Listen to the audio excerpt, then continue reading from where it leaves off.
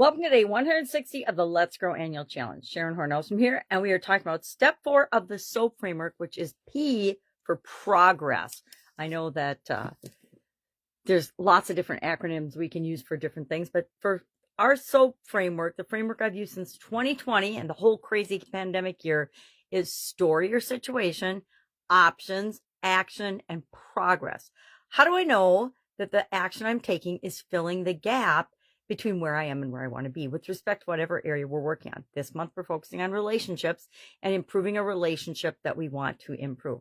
And mine is my relationship with myself. So yesterday I decided I would do hypnosis, meditation, and things every day between now and the end of the year. Why? Because it will help me not only in the relationship with myself, which whenever we get to know ourselves better, it improves our relationship generally.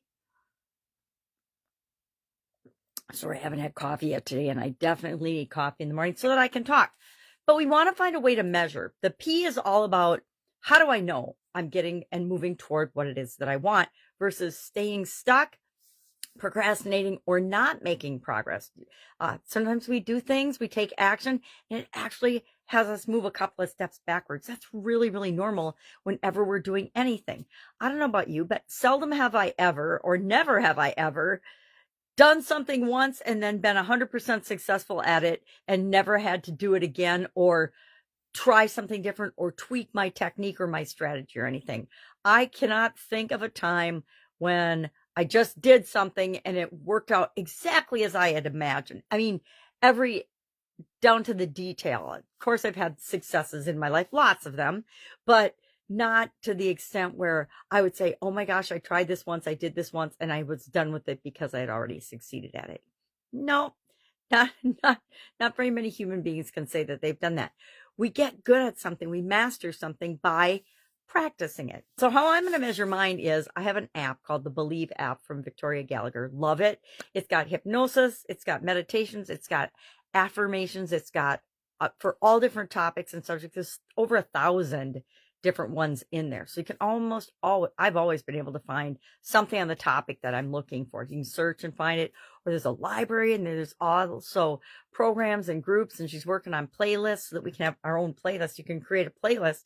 So I could say, I'm going to have these 9 hypnosis or meditations or affirmations in my personal playlist, and I could go through that every day and kind of do that automatically in the background of what I'm doing, so that I make sure that I'm continually improving and doing one thing every day to grow.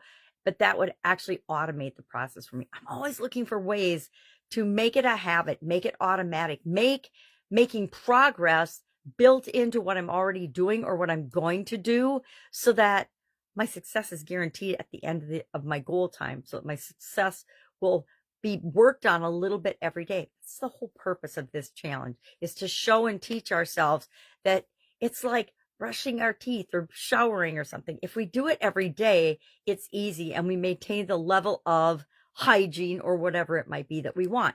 If we do it sporadically, if we're not committed, if we aren't consistent and persistent at working toward what we want, a lot of times it doesn't happen, or we'll fall short of the goal or the life that we want to create for ourselves. And so that's really the underlying current and purpose of this entire challenge. And it has been for decades for me. And, this is year 7 for people that I do it with online.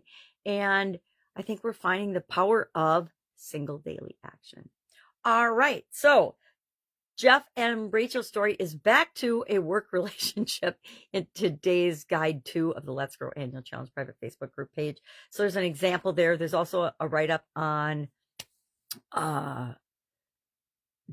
improving the relationship with yourself, ways you could measure that. And again, ChatGPT decided they had their own version of what soaP stands for. Sometimes my grammar doesn't come out of my mouth properly. All right, if I can help you in any way, if you have any questions about this, if you're struggling with, well, how do I measure? How do I track? How do I keep track of? How do I know if I'm making progress? Ask in the comments below so we can learn from one another, or box for me, pajamagrandma@gmail.com. All right, that's it. Have a great day, and I'll, of course, be with you tomorrow.